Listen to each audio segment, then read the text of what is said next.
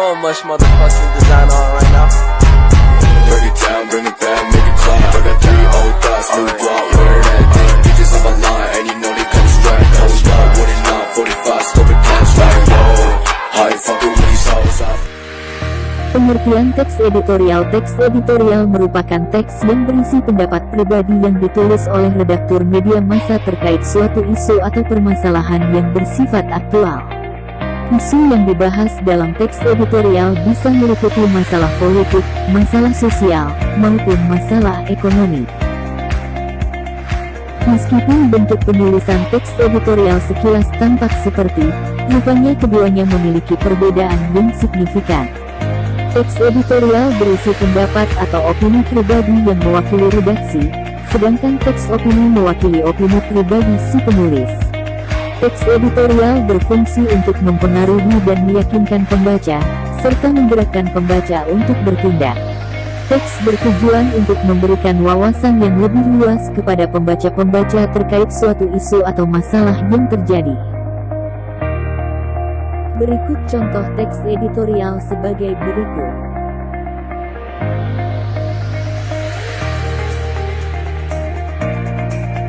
Struktur teks editorial. Setelah memahami pengertian teks editorial, perlu juga dipahami struktur teks editorial. Struktur teks editorial berfungsi sebagai kerangka atau acuan bagi seseorang dalam menulis.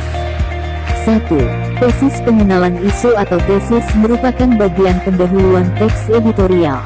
Fungsinya adalah mengenalkan isu atau permasalahan yang akan dibahas dalam bagian berikutnya. Pada bagian pengenalan isu disajikan peristiwa persoalan aktual, fenomenal, dan kontroversial. 2.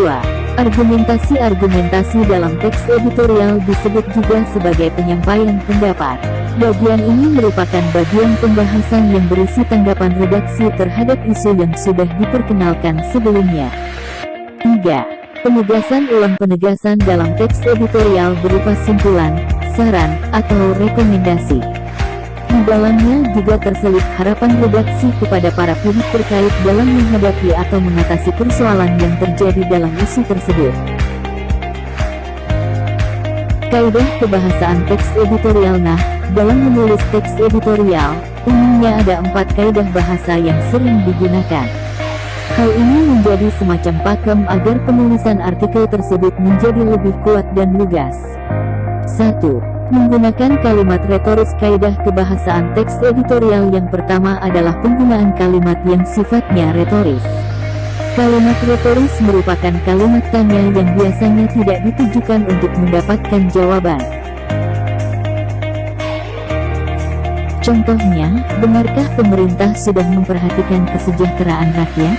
Pertanyaan retoris ini digunakan untuk mempengaruhi pembaca agar tergugah untuk merenungkan atau memikirkan terhadap isu yang dibahas.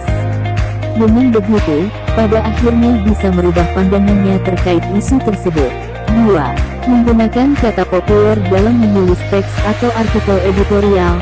Sebaiknya menggunakan kata-kata populer, yaitu kata-kata yang mudah dipahami oleh banyak orang.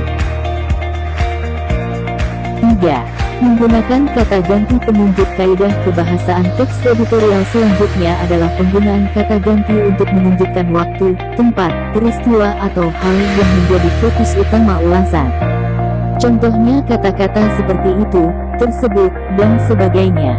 Contoh, betapapun pemerintah sudah berusaha mengentaskan kemiskinan, namun ternyata hal itu belum dapat dilakukan. 4. Menggunakan konjungsi. Konjungsi adalah kata atau ungkapan yang menghubungkan dua satuan bahasa yang sederajat. Kata konjungsi tersebut menghubungkan antara kata dengan kata, frasa dengan frasa, klausa dengan klausa, atau kalimat dengan kalimat.